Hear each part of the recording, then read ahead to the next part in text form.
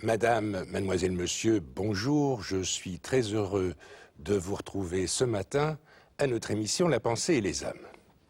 Nous allons évoquer aujourd'hui quelque chose qui est connu et qui est très mal connu. Il s'agit de la toxicomanie. Alors nous savons bien que c'est un phénomène qui existe. Parfois nous y sommes confrontés directement par notre métier ou par notre entourage familial. Et tout le monde sait bien que c'est quelque chose qui est répandu dans notre société, même si on ne voit pas les effets de cette maladie, de cet emprisonnement. Nous allons en parler tout de suite avec nos invités après notre générique.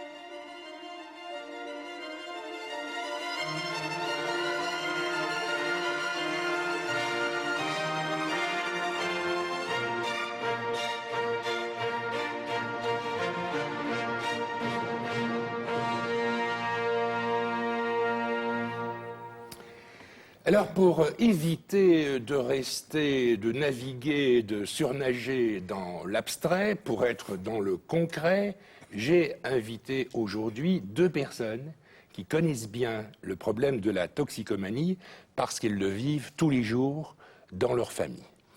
Madame Anne-Marie Legrand, je pense que vous animez une association de parents d'enfants toxicomanes, et vous, Madame Danielle Biron, je crois que vous êtes aussi liée à cette association. Vous en parlerez tout à l'heure si vous en avez l'envie. Mais peut-être ma première question, pour qu'on comprenne bien de quoi il s'agit, de ce que vous vivez au quotidien, qu'est-ce que c'est que la toxicomanie d'un enfant ? En un mot, pour le résumer, c'est l'enfer. C'est l'enfer pour lui, et pour les parents, pour l'entourage, pour les frères et sœurs, pour tout le monde. C'est un enfermement de la personne. Elle est enfermée dans un monde dont elle n'a pas la possibilité, pas la liberté de sortir. Son quotidien, c'est la drogue, c'est à chaque moment de sa vie. L'avenir, elle le voit, mais plus du tout, pas même. Elle voit que la prise suivante. L'avenir à l'heure suivante. L'heure suivante, la prise suivante, je dirais. Pour la famille, mais c'est les crises de manque, les overdoses, c'est l'argent qui manque, c'est le vol, c'est la justice auquel ils sont confrontés, malheureusement. C'est l'appel à la police, parce que les crises de manque sont terrifiantes. C'est de la violence. La violence s'installe dans la famille rapidement, très très rapidement. Mais peut-être une question préalable avant de voir les effets déjà terriblement dévastateurs que vous venez d'évoquer. Comment des jeunes qui sont suivis, et vous disiez lorsqu'on a préparé l'émission, moi je forme un couple normal avec mon mari, on a une enfant, comment l'enfant, alors que le milieu social est favorable, à la fois sur le plan culturel et social, comment un enfant en arrive-t-il à tomber dans cet emprisonnement ? Je crois que c'est surtout un mal-être au départ. De la part de l'enfant. L'enfant se sent mal dans sa peau. Mal, mais pas pour ça au sein de sa famille. Non. Il y a le milieu scolaire, il y a la société. Oui. Et puis les fréquentations, même si on les surveille, même si on les... C'est en tout cas pas dans notre salon où ils ont trouvé la drogue. C'est dans le milieu scolaire. C'est dans le milieu scolaire. Oui. Pour ma part, le milieu scolaire est fort touché par le phénomène de la drogue. Oui. Et ça commence tôt, donc vous dites le milieu scolaire, ça veut dire au cours des humanités, au début de l'adolescence. Au début des humanités, en tout cas, dans la plupart des cas, 13, 14, 15 ans. 15 ans, c'est déjà le maximum. Puis ça va très vite, ça commence pas par l'héroïne, ça commence par un joint, Donc, et c'est le copain ou la copine qui fournit le joint, c'est ça. On n'est pas bien dans sa peau, on veut montrer qu'on est peut-être, qu'on ose plus que les autres, et on est celui qui ose prendre un joint. On est celui qui fait partie d'une espèce de communauté qui ose... Voilà. Nous savons bien que le phénomène de l'adolescence se caractérise par une certaine révolte, par une certaine distanciation par rapport au monde des adultes, par rapport au monde des parents.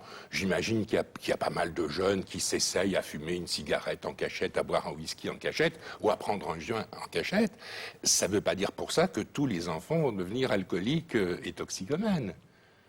Je veux dire, c'est pas inéluctable. Non, bien sûr que non, mais on remarque, comme nous, en tant que parents, en tant qu'association de groupe de parents, on remarque quand même qu'il y a des facteurs qui sont communs. D'abord, c'est le mal-être et aussi la maladie. Plusieurs enfants du groupe sont soit de borderline, soit ont des maladies à forme schizophrénique, etc. Donc, c'est souvent déjà dans un facteur de maladie. Donc de maladies propres, mentales propres à l'individu, pas liées à son milieu, pas nécessairement liées à son milieu familial.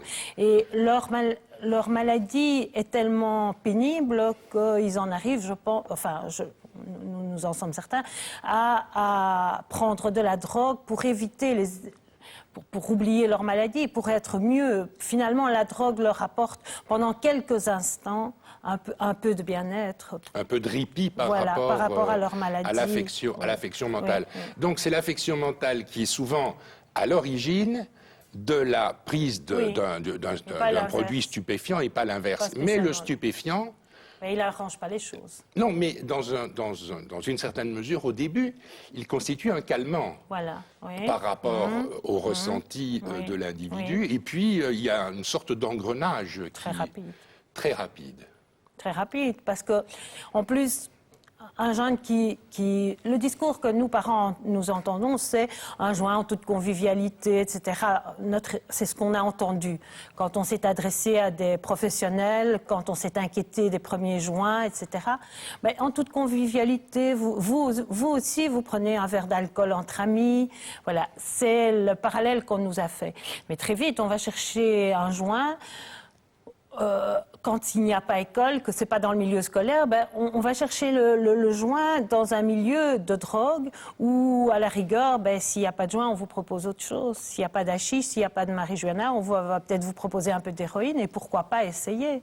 Puis, dans ce milieu-là, quelqu'un d'autre vous montre comment on se pique, comment on sniffe, comment on utilise. Donc, c'est un chemin presque automatique. On part d'une drogue dite douce. Et puis, on en vient, vous me direz qu'il n'y a pas de drogue douce, mais on va en parler. Mais donc, on en vient progressivement à des produits relativement communs, banals, que l'on trouve relativement facilement, pour lesquels d'ailleurs la loi a une répression moins forte que pour les drogues dures. Et on passe de là à des drogues plus dures, morphine... Toute drogue est facile à trouver. Hein. Je vous dirais que dans... Je vous parle de Bruxelles parce qu'on connaît Bruxelles, mais on sait où on la vend, on sait où on l'achète, on sait où on la vend. On sait dans quelle ville on achète la drogue, on sait dans quelle ville on la revend, dans quel quartier on la revend. C'est ça. Donc en fait... Donc les toxicomanes n'ont pas trop de difficultés à s'approvisionner, si vous voulez. Dès lors qu'ils ont les moyens financiers pour... Il faut les moyens. Donc vous, dans votre cas, c'était votre fille qui, assez tôt, a consommé des drogues et qui alors a suivi un chemin qui est de plus en plus difficile pour vous. Maintenant, je ne vais pas alerter tous les parents. Oui. Tout fumeur de joint ne devient pas un grand toxicomane, hein, non plus. Mais c'est très dangereux. C'est très dangereux, même le premier joint, parce qu'il mène au milieu de la drogue. C'est ça. C'est ce que je dirais. Il mène vers le milieu de la drogue, là où on vend autre chose. Oui, mais on dit que le milieu de la drogue, c'est souvent l'école. Bon, moi, je suis père, je vais chercher mon enfant à l'école, je n'ai jamais vu de revendeur de drogue. Enfin, je ne suis pas policier, bien sûr, mais je n'ai jamais rien constaté. Il n'y a pas que l'école, bien sûr. Il n'y a pas que l'école, mais ça commence souvent à l'école. Ça commence souvent, le joint, c'est surtout l'école. Madame Biron, votre expérience, vous avez une expérience extrêmement particulière. Vous avez 2 enfants qui sont dans des situations très particulières. Racontez-nous un petit peu ce que vous vivez, ce que vous avez vécu. Voilà, j'ai 2 enfants, dont l'un est né en 71 et l'autre en 73. Le plus jeune est né très gravement handicapé. Handicap physique et mental. Physique et mental. Il s'agit d'une hydrocéphalie et d'une scoliose. Et disons que très rapidement, après la naissance, nous avons trouvé des réponses. Nous avons trouvé une réponse médicale. L'enfant a été soigné, a été opéré plusieurs fois. Nous avons trouvé une structure adéquate à qui le confier très tôt d'ailleurs, à l'âge de 2 ans, où ça devenait extrêmement difficile à la maison. Et où donc nous avons trouvé une structure adéquate. Nous avons repris les week-ends, les vacances, etc. Nous avons trouvé des réponses auprès de la mutuelle, où il a bénéficié d'un statut particulier. Nous avons eu une réponse financière au niveau des allocations familiales. Nous avons trouvé des réponses dans le milieu juridique. Il est actuellement en minorité prolongée, ce qui permet quand même je ne dis pas de résoudre le problème. Il est évident qu'il est toujours handicapé, mais il est évident aussi que nous, en tant que parents, nous nous sentons soutenus. Nous ne sommes pas seuls. Il existe des groupes de parents dont nous faisons partie également. Il existe, je dirais, donc tout un réseau. Les pouvoirs publics vous aident, les médecins vous aident, etc. Voilà. Donc nous avons une série de réponses positives et efficaces, rodées, je dirais maintenant. L'association de parents n'existe pas depuis très très longtemps, elle n'existait pas quand mon fils est né, mais voilà, tout ça est en place, tout ça existe et nous nous sentons soutenus, même si le problème n'est pas résolu. Ce qui n'est pas le cas. Alors je prends le problème de l'autre fils, où là, lorsque nous nous sommes rendus compte du problème, on nous a dit... De toxicomanie. On nous a dit, allez voir les Naranon. J'ai fait partie de Naranon pendant bien une année, si pas plus. À la fin de cette expérience-là, qui est en fait un groupe de parole, où j'ai trouvé effectivement un lieu où j'étais écoutée par des gens qui comprenaient de quoi je parlais, ce qui n'est pas négligeable, ce qui est même très important. Mais disons, ça se limite à ça. Il n'y a pas d'action. Nous avons été voir bien sûr des psychiatres, nous avons été voir... Les psychiatres, les spécialistes de la médecine mentale, quand même, vous ont aidé. Moi, en tant que parent, j'arrive chez le psychiatre, il va me dire, ce n'est pas vous le patient. Ce n'est pas vous le patient. Alors, si vous voulez suivre une thérapie, etc., pour vous-même, d'accord, mais on ne va pas résoudre le problème de votre fils. Bon, nous avons frappé comme ça à toutes les portes. Toutes les portes qui se présentaient, on a frappé, on est allé voir, on n'a pas trouvé de solution. En tant que parents, nous n'avons pas d'écoute. Nous n'avons pas, parmi les professionnels, j'entends bien, nous avons une écoute parmi nous-mêmes, parmi d'autres. Entre parents. Entre pairs, je dirais oui. Mais les personnes qui sont censées s'occuper du problème nous rejettent. Nous rejettent, vous dites. Nous rejettent. Les instances publiques, policiers, magistrats, assistants sociaux... Il existe en Belgique, à Bruxelles, ça s'appelle FEDITO, la fédération de toutes les instances qui s'occupent des toxicomanes. Il n'y a rien pour les parents. Il n'y a absolument rien. Donc, nous avons commencé un groupe de parents pour essayer de répondre à ce manque, si vous voulez, et d'intervenir à tous les niveaux. Au niveau politique, à tous les niveaux auxquels nous pouvons nous adresser.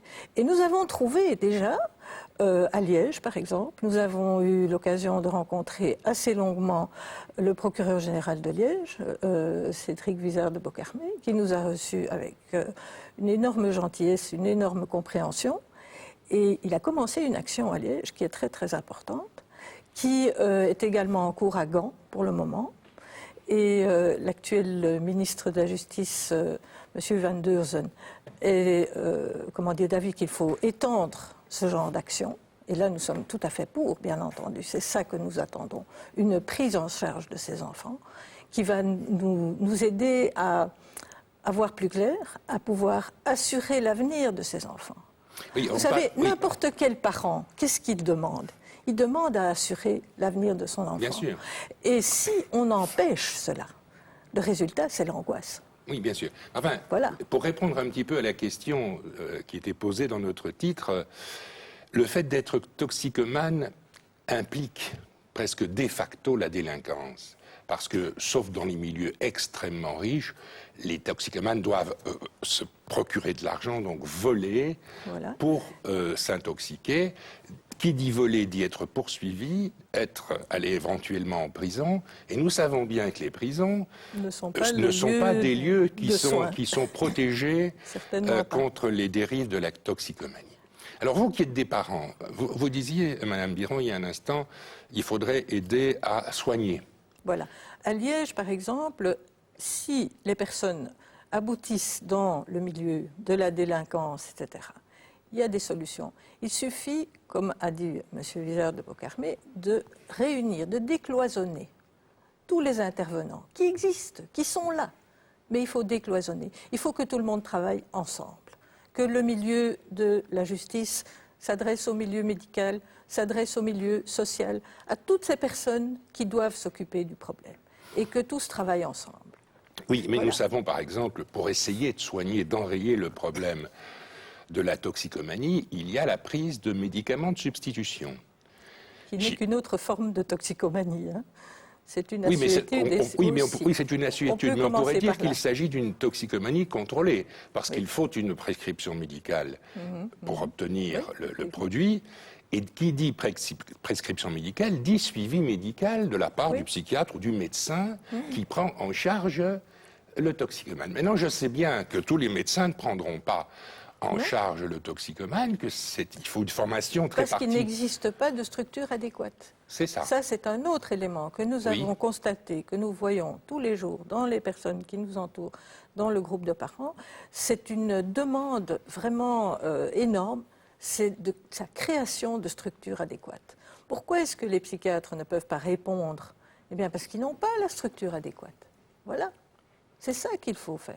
Et j'imagine quand même que dans les universités, en particulier dans les sections de psychiatrie, on évoque la question de la toxicomanie. Je veux dire, c'est un phénomène qui est quand même... Ce n'est pas pris comme une maladie. Donc Ça, c'est intéressant ce que vous dites, Madame. Ce n'est pas considéré comme une maladie. C'est-à-dire que quelqu'un qui est en crise, même emmené par la police, emmené par les parents, par n'importe qui, par un médecin, est emmené dans un service d'urgence psychiatrique. Eh bien, le médecin ne va pas lui mettre une obligation de soins, ne va pas l'hospitaliser contre son gré, en disant que la toxicomanie ne relève pas de la maladie, n'est pas une maladie, n'est pas reconnue comme une maladie, et que c'est un choix de vie, et qu'en fait, tant qu'il n'y a pas la demande du toxicomane d'entrer en cure, il n'y a pas d'obligation à lui faire suivre. Enfin, j'imagine qu'il y a un certain nombre de personnes qui s'adonnent aux stupéfiants et qui demandent de l'aide, qui demandent d'entrer en cure. C'est le parcours du combattant pour lui, parce que même ma fille a souvent été en demande de soins, à des moments où franchement elle n'en peut plus, ni physiquement, ni psychiquement, ils n'en peuvent plus, elle demande, mais c'est un véritable parcours du combattant. C'est une visite, une première visite chez un psychiatre, c'est une deuxième visite, c'est une troisième visite, pour finir en arriver à lui dire « oui, mais tu n'as pas bien défini ta post-cure ». Donc ça mène à des mois de consultation ambulatoire avant d'enfin dire peut-être dans un mois nous aurons une place. Mais chez un toxicomane, il ne faut pas axer ça sur le temps, c'est au moment où il fait sa demande, parce que quand il sort de cette première consultation, en sortant, son problème n'est pas résolu, donc il va chercher une autre drogue, il va continuer sa drogue. Mais le jour arrivé où il doit se présenter à la deuxième consultation, mais ce jour-là, il n'est peut-être pas bien, il a peut-être besoin justement à l'heure de la consultation de sa drogue. Vous voyez, et il ne va pas à la deuxième consultation. Ben, on est reparti pour une autre fois, une autre urgence, une autre reprise de conscience, etc. Et comme ça, il n'arrive jamais jusqu'à la cure. En plus, quand il arrive enfin à la cure, quand enfin il est en cure, il n'a pas droit au faux pas. Alors, si toutes les cures... Expliquez-nous un petit peu ce que ça veut dire. Il n'a pas droit au faux pas. Mais c'est-à-dire qu'une cure, il entre en cure, il signe, je dirais, enfin, il opte pour... Il est d'accord pour certaines règles. Tout à fait d'accord. Et il faut des règles, et c'est certain qu'en hôpital, on n'entre pas la drogue. Mais il faudrait que la médecine comprenne que si c'était si facile, ils n'auraient pas besoin d'aller en cure de 1. Et deuxièmement, si sur une longueur de temps, ils pouvaient tenir leurs paroles sur une longueur de temps, on n'aurait pas besoin de la médecine pour les sevrer. Donc, dès qu'il fume un joint, mettons, un petit peu à l'hôpital, en cachette, ou hop, dehors, il est dehors, il recommence à zéro. Donc, avant qu'il arrive réellement en cure, il faut une volonté incroyable sur la durée aussi, ce qui est impossible pour tout toxicomane. Il est incapable de faire cette démarche. Alors on dit, quand il sera dans le fond, il va finir par taper les pieds pour remonter à la surface. Mais c'est attendre qu'il soit... C'est attendre l'accident probable, la overdose probable. Nous, parents, nous ne pouvons pas entendre ce discours, monsieur le maire. C'est un discours qu'on ne peut pas entendre et la société ne devrait pas l'entendre. Vous voulez l'intervention tout de suite et mais pas la société ne peut l'enfer. pas attendre que quelqu'un se dégrade complètement. Parce que la dégradation de la toxicomanie, c'est grave. C'est l'hépatite C, l'hépatite B, l'hépatite C, c'est peut-être le sida, c'est peut-être... Alors, on fait des campagnes sur l'hépatite, sur le sida, etc. Mais on les laisse se contaminer bien au regard de tout le monde. Nous sommes venus de la gare à ici, on en a rencontré des toxicomanes là. Hein. Alors que font les pouvoirs publics? Rien. On les laisse dans la rue, on les laisse, excusez-nous, mais on les laisse crever dans la rue, c'est certain. C'est bon, ceux qui ont encore des parents, qui veillent à ce que la santé physique se maintienne plus ou moins, mais sinon ceux dont les parents ont claqué la porte et ont dit tu n'entreras plus, mais ils vont vers la mort lente. La société leur laisse le droit d'avoir une mort lente, c'est tout. Oui, et puis tous les aspects antisociaux qui sont liés mais écoutez, je vais à la vous dire pratique, que les vols, filles, voilà. Et puis attaques. je vais vous dire que les filles toxicomanes, elles ont un grand risque. Hein. Elles ont le risque de mettre un enfant au monde qui sera pas très bien, qui sera probablement mal formé, qui sera une charge pour la société. Alors nous avons entendu un procureur nous dire, un substitut, pardonnez-moi, nous dire, mais on peut pas faire d'eux des assistés continuellement être assistés, des assistés. On ne peut pas faire des assistés, mais ils peuvent faire des enfants qui seront assistés toute leur vie, eux. Eux peuvent faire des enfants mal formés, des enfants à problèmes, des enfants malades sociaux aussi, hein, qui seront assistés toute leur vie. Alors que fait la société? C'est ça notre question. Que fait la société? Alors justement, il nous reste très peu de minutes pour notre émission. Alors que souhaitez-vous précisément? Quel est au fond l'appel que vous lancez à travers notre émission d'aujourd'hui? Qu'est-ce que vous souhaitez? Qu'enfin la justice, le monde judiciaire, le monde médical, qu'on nous mette des case managers qui pourraient regrouper tout ça, que les milieux sociaux, que tout soit regroupé enfin et que ce ne soit plus cloisonné comme ça l'est maintenant et que tout le monde travaille ensemble, que les injonctions thérapeutiques que l'on donne aux toxicomanes qui ont des ennuis avec la justice, on leur donne des injonctions thérapeutiques, c'est-à-dire va te faire soigner, mais on leur dit pas où, quand, quoi, comment, et ça n'a jamais aucun suivi. Ils vont être repris par la maison de justice qui va vous dire on n'a pas le temps de s'occuper d'eux, ils entrent pas, ils veulent pas entrer dans le programme qu'on leur donne, etc. Ce sont des injonctions qui ne sont pas suivies. Il faut qu'on fasse le modèle de Gand, qu'on applique ça à partout, le modèle de Gand et de Liège, où tout le monde se rassemble pour travailler ensemble, que le monde médical et le monde juridique, une fois pour toutes, s'entendent et travaillent ensemble, qu'il y ait des case managers qui relayent le tout pour que le secret médical soit gardé, soit sauvegardé, et qu'enfin on soigne, au lieu de les mettre en prison, et qu'on ne retrouve plus de toxicomanes en prison qui en sortent et qui sont dans le même état. Ils ne sont pas nécessairement en prison pour toxicomanie, ils sont en prison pour les vols, les attaques. Tout à fait. Mais généralement, ils n'y sont pas longtemps, monsieur le maire. Ils y sont un mois. Ce sont des petits délits, généralement. C'est un arrachage de sac, c'est un vol de portefeuille. Donc, ils font un mois, 15 jours, 3 semaines, et hop, ils sont dehors, et avec le même problème. Le même problème. Si pas pire, parce que parfois, entre-temps, ils ont perdu leur chômage ou l'aide sociale, ils ont perdu leur logement, et c'est pire. Vous allez dans le même sens ou vous voulez ajouter quelque chose? Totalement, mais je voudrais ajouter peut-être une chose plus générale. J'aimerais que les gens puissent prendre conscience de la souffrance des toxicomanes et changer le regard qu'ils portent sur ces gens. Ces personnes sont des personnes malades, des personnes en souffrance, en angoisse, et les parents aussi. Et je voudrais bien que le regard change. Je constate par rapport à mon fils handicapé que le regard de la société sur 35 ans a changé. Et vous souhaitez que le regard de notre société à l'égard des personnes, des jeunes en particulier, mais des personnes en général, qui souffrent de toxicomanie change. Et vous disiez, au fond, il y a deux phares en Belgique, ou deux chemins qu'il faudrait suivre. La politique pratiquée par le parquet de Liège, vous parliez du procureur général, et puis aussi la politique pratiquée à Gand ou mise en place, qui est la même. Eh bien, espérons que votre appel sera entendu. Je vous remercie, Madame Biron, je vous remercie, Madame Legrand, pour votre présence à notre émission d'aujourd'hui. Le sujet n'était pas très drôle, mais il est extrêmement important et nous invitons tous ceux qui nous ont suivis à y réfléchir. Madame, Mademoiselle, Monsieur, merci beaucoup. À très bientôt.